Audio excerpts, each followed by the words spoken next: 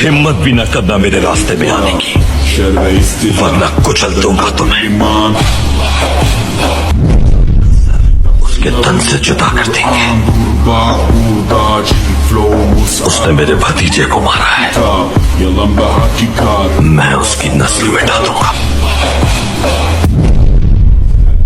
Böyle olmaz derler.